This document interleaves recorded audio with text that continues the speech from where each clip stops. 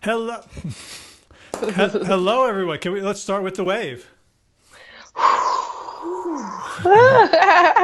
Hey, Howard and Sarah here from where are we from? Well Start Health, Sick to Fit, Somewhere on Mergoddess, planet Earth. Planet Earth, and surrounding spheres. Exactly. So I think we both have athletic stories to tell from the weekend. Why don't you go first? Okay.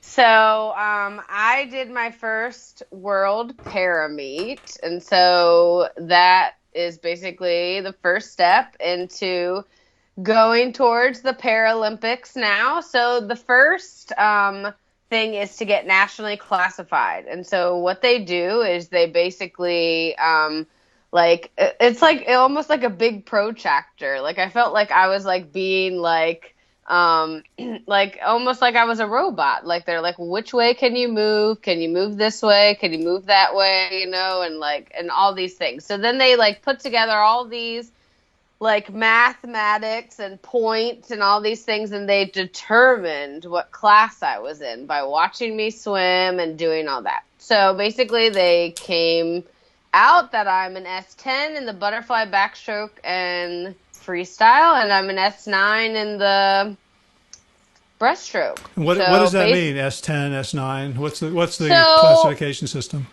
basically it's just the most non it's like the most active one out of all of them. Like basically the people can pretty much walk, they have all their limbs, they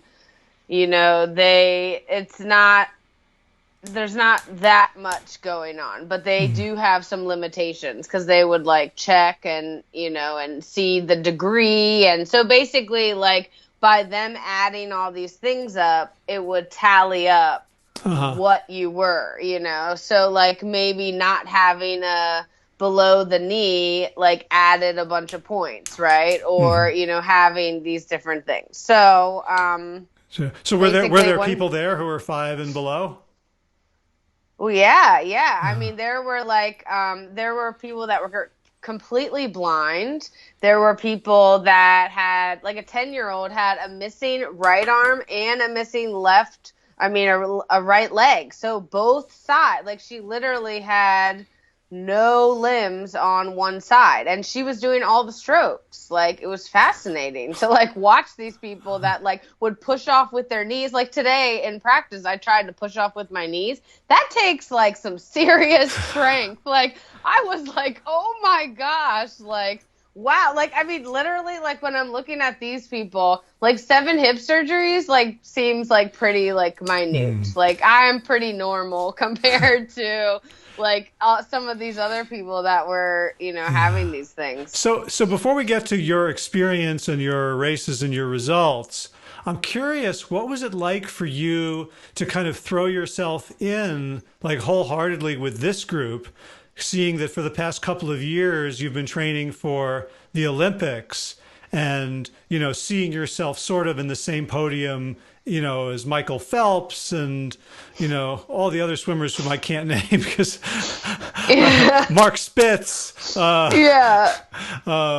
you know, like what was it like for you to kind of see yourself in this group of S1 through S10? Was it hard? Did it feel like a blessing? Like did you learn stuff?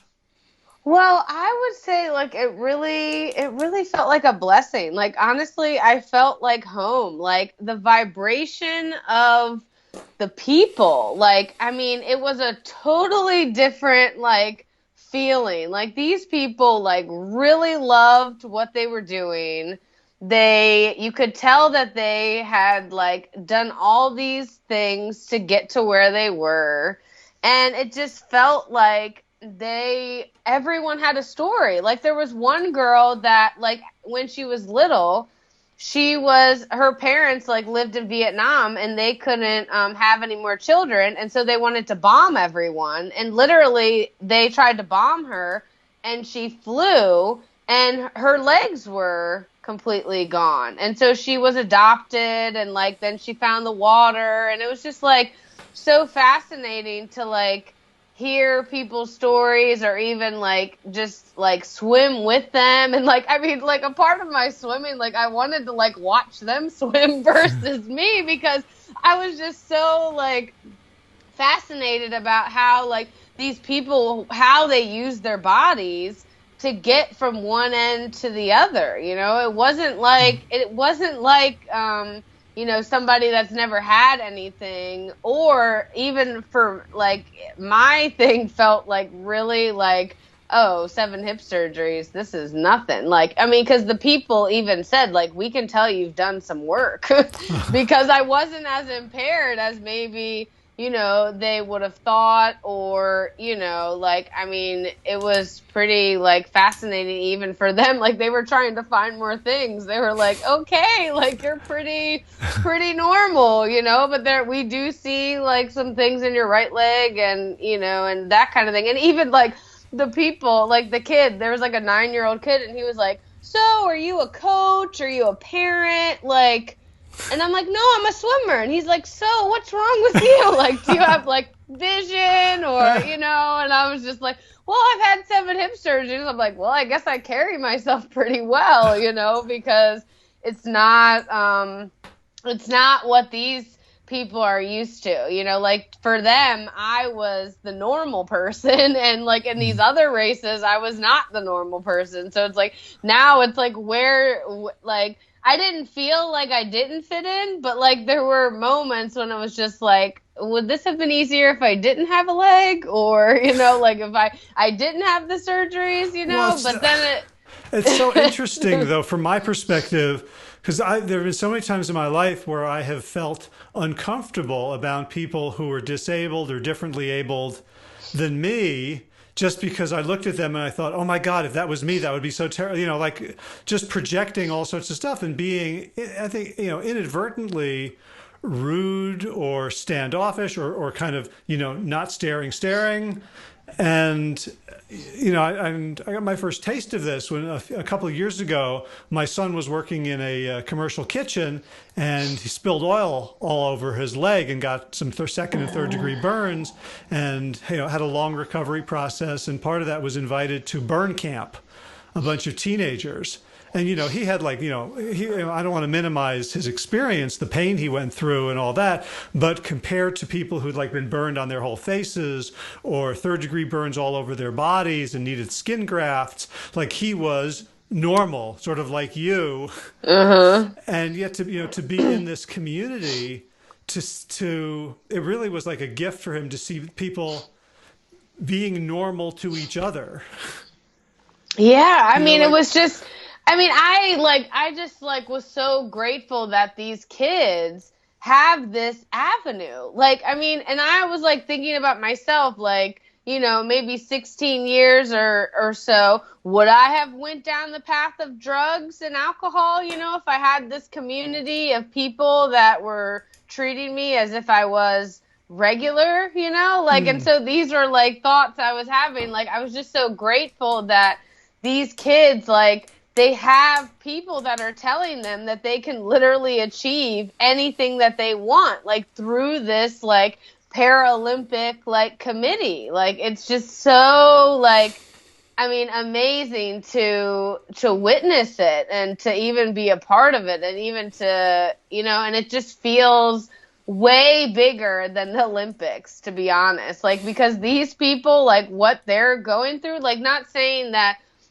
like Olympians aren't going through the training and all these things, but like these people had to literally get comfortable with themselves and train and like, you know, and be smiling and cheerful about it. And it was just, I mean, it literally was a really inspiring thing for me to see. Like, I got inspired by watching them. Like, it almost was like, okay, like I don't really need to swim, I can just watch you guys, you know, because this is like fascinating. I mean, especially the little 10-year-old with no arm and a leg on one side. Like, I mean, I couldn't even, you know, imagine. But then, like, when I tell people my 7 hip surgeries, like, they couldn't imagine, right? So it's like, I got to experience what everyone else kind of does to me when they hear my story. Like, I got to now be on the other side of theirs. And I just had so much like love and appreciation and compassion for them, because I just couldn't believe that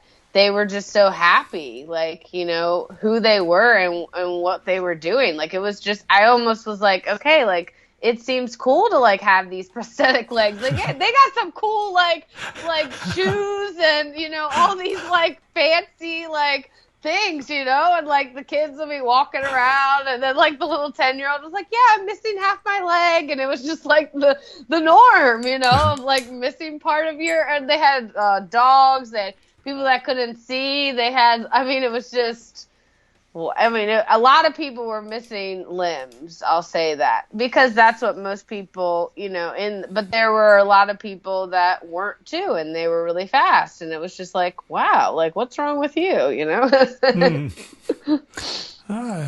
So how'd you do?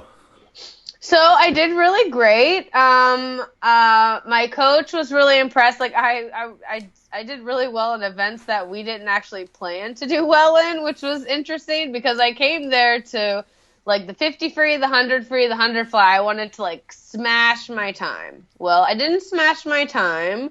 I was a little off my time, but I still managed to make the standard USA cut, which basically like they have 4 different tiers. And so the first one is like basically now you get invited to do international classification, which is way more intense. And you have like a panel, and there's like all these other people judging you, and there's this, you know, all these other things going on. So that's where I'm going to next. And then the other tiers, you know, you get some sponsorship and things like that. And I did want that, but after everything was done, and I ended up swimming 10 events instead of 9, because they wanted to watch my breaststroke, because my breaststroke is actually more impaired than the other ones, according to their little timesheet, you know, or whatever their rule book, right? Because they don't want to like get that's with kicked like out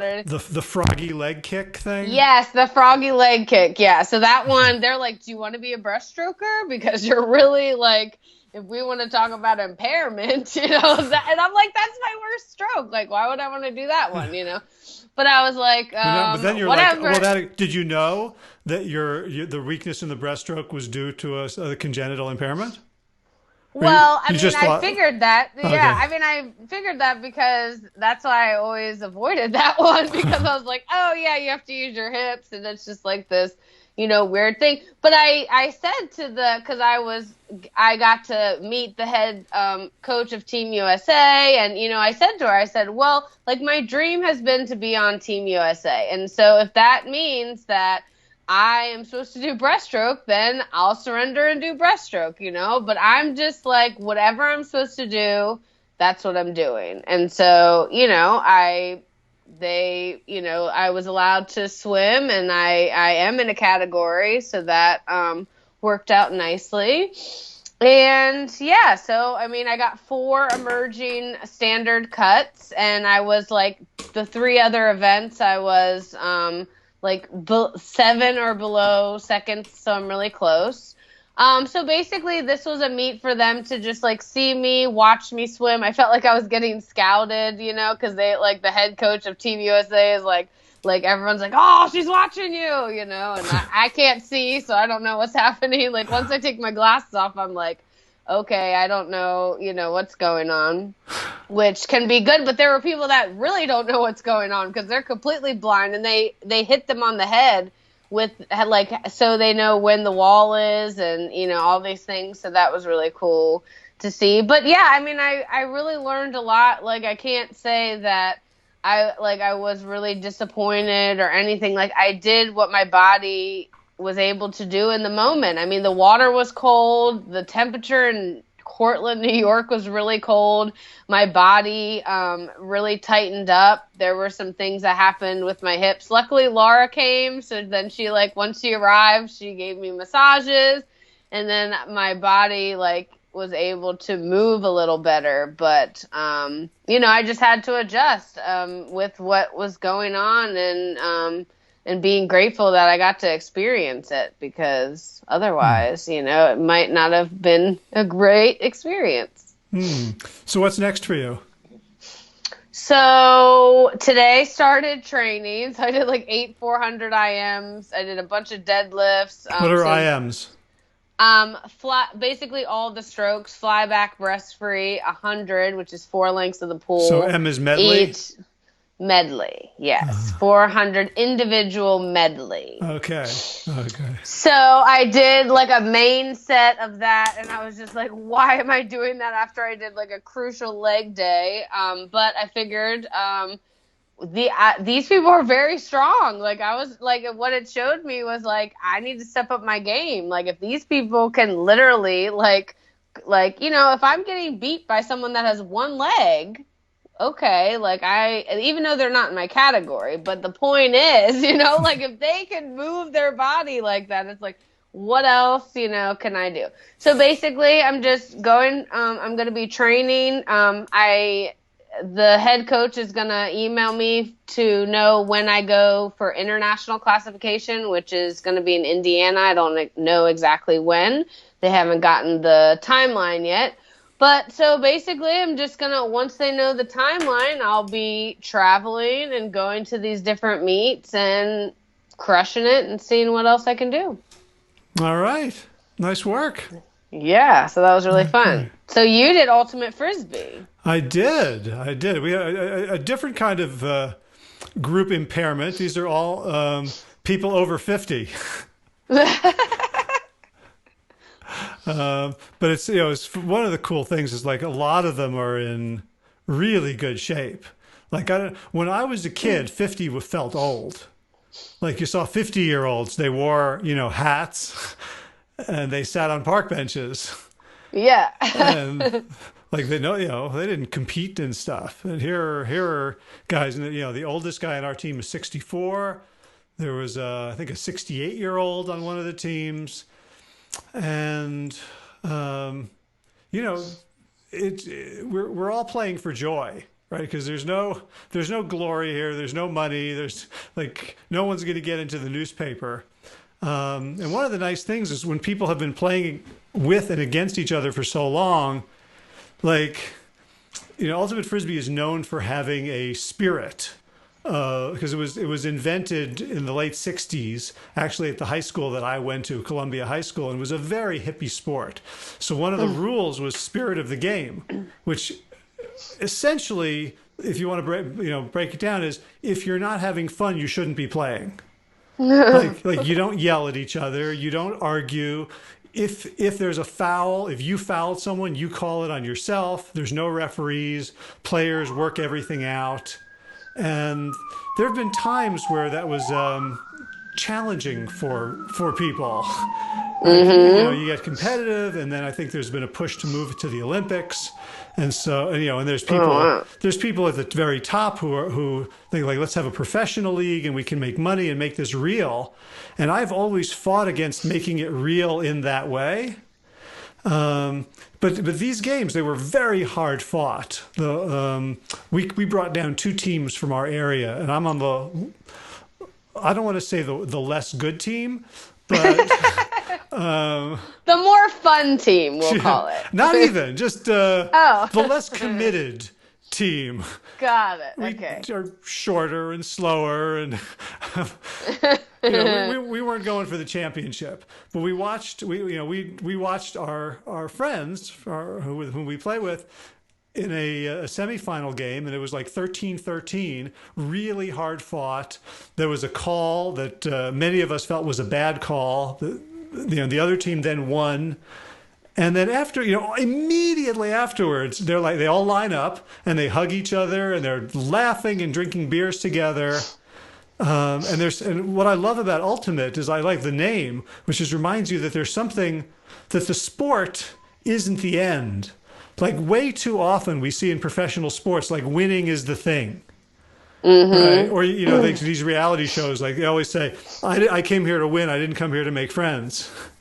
And the sport of Ultimate Frisbee, and especially as it was manifested by this group of, I don't know, it was like 12 12 teams, about 25 people on each team. So what is that? 300-ish, old, mostly men. There was a couple of women. Um, just manifesting that the sport is a vehicle for something greater. And it's we do our best, but there were a lot of times when we could have, somebody could have gone out all out, and they said, no, let's not injure ourselves, or let's not risk injuring someone else. Or there was somebody who caught it and they sort of bobbled it, and I was right behind them, and I think they might have been out of bounds when they caught it. But there's I had the best view, and I thought he probably was out of bounds. And I asked him, and he said, I don't know. And I said, well, it was a nice catch. Like, it's your, I can't overturn it.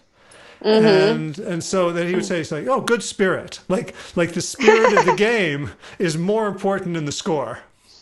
Yeah. And so after every single tournament, the teams all vote for who the best spirited team was. And they'll give, at the end of each game, they'll give a gift. So they'll bring from home, like, the Toronto team brought a 6-pack of Molson, and they gave it to like the one can to the most spirited player, the person that they enjoyed playing with against the most. And so that was the environment. And it was just, I mean, aside from that, my legs feel like they'll never work again. But that's just a couple of days of, the usual agony. But I really just felt uplifted by what sport can do when it is in perspective, and it's not, a $1 million proposition, or it doesn't define your self-worth. Yeah. Well, I mean, even that's how I felt at this weekend as well. Like, it didn't really feel like I was necessarily competing for anything. Like, we were all there just having a blast, and all of us love swimming. And then we got some times, and there were no awards, there were just places. I was top 3 in every one, but that didn't even matter because it was just being around everyone was inspiring. So that's what was different for me about this race than master meets or USA meets, or you always hear people complaining about what they can't do, and or what they didn't do, and there was none of that. Even if somebody got DQ'd, oh my gosh, this was the best part. Somebody gets DQ'd and they announce what does that mean? So disqualified. So Okay. basically you did something against the rules that, you may have that too if you go out of bounds or, whatever, right? And so, but usually in other meets, they talk to you privately and you got disqualified, da da da. Well, this meet, they're event number 31, heat 7, lane 2, in article 11.23 has been disqualified. You have 30 minutes to protest. And I thought that was the coolest. They're letting everybody know, by the way, you didn't comply to the article 11 point whatever, and now you're being summoned to the table, so that was cool. So it was, it was just it was just so different for me to experience it. I really liked it. I'm excited now. I'm oh, this is exciting to be more of it doesn't feel like anything. It's just okay, here we are swimming. Right. We're doing our thing. Yeah. What I kind of want to say to sick to fitters, or plant yourself people, or well-start people who are watching this, and it's well, this is, just a couple of people who are doing sports talking about it. I really think this is the spirit of what we're talking about is applicable to everyone, no matter where you are in your journey. Even for people, there was a lot of talk on the Sick to Fit forum this week when Sue Boyles, whom I saw and hung out with, nice. between games on Saturday, she brought me these great wraps. It was nice. and she posted she did her 12-mile run because she got a half marathon coming up in 2 weeks, and she's 57 years old. And there was a flurry of people saying, "Oh, I'm 56, I'm 62, I'm 61, I'm 63. Is it too late for me?"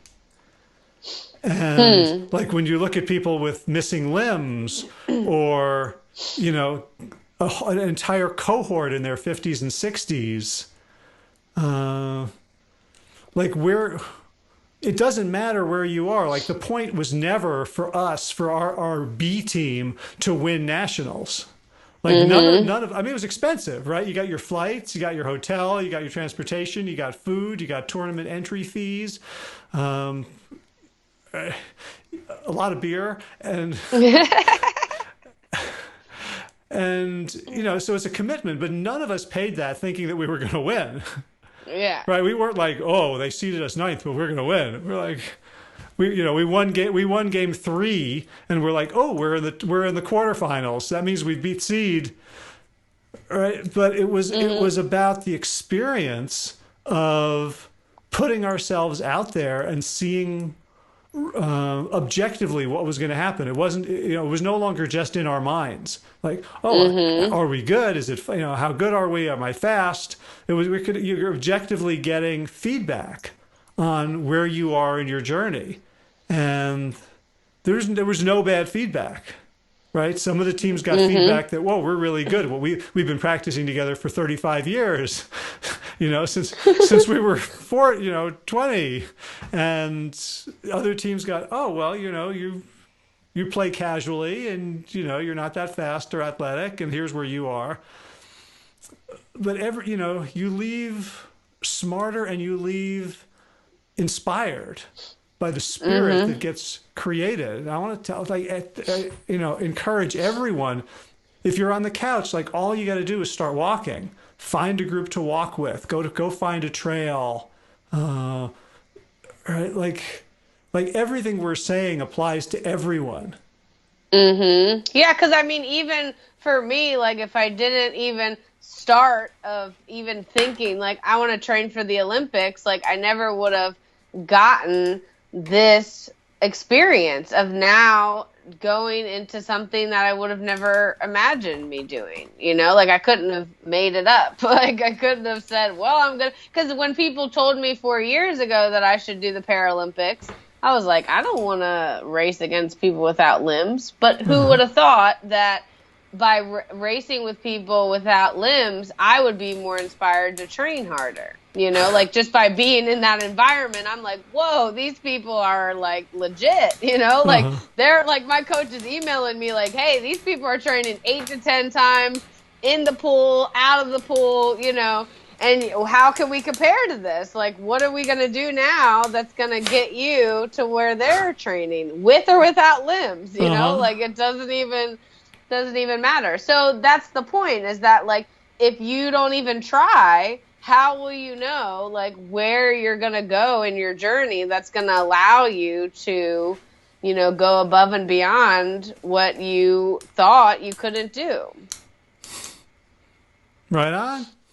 And 10 more days, it will be 2 years plant-based for me. Can you believe it? It's like a little flower, like blossoming. Like I'm so excited to see what year 2 has for me, because year 1 was pretty amazing. So I'm like, whoa, like there's gonna be like I'm gonna quantum leap something. Wow. Happy plantiversary. Yeah, exactly. So I'm excited to see what else happens. So you don't know till you try. It's pretty awesome. I was even talking to this one guy, because people couldn't believe when I said I was 33. They're like, 33, like you look 20, and I was like, oh, well, I'm plant-based, and, and they're like, oh, I could never be plant-based. And I was like, oh yeah, you're talking to the girl that ate all the bacon. Like I said that too. How cute, and then it's like, okay, well, you don't even know. Like they have all these, like even today I met this woman in the locker room, and she was like, oh, I used to do that and all these things. And I'm just like, how do people go from used to, like now that I've like just made the decision, I know I feel better and all these things, like I can't go backwards, like I haven't been able to do that where I just go a little backwards, and so I'm like telling them like it can be so easy. But I think what happens is, because when you don't have a community, like it allows you to kind of like maybe fall off the wagon a little more than doing that, Maybe we'll talk about that next week. How do you get to used to? Yes. Okay. I'll put it in my notes. Sounds good. All right. There it is. It is. All right. I will remember next week, November 12th. It'll pop up in the morning, and then I will. Nice. And then we'll Cool. probably have something else to talk about, and just riff on that. Yeah, exactly. Awesome. All right. Well, Cool. always a pleasure. Thank you. We're waving out. See you later. Bye. Bye.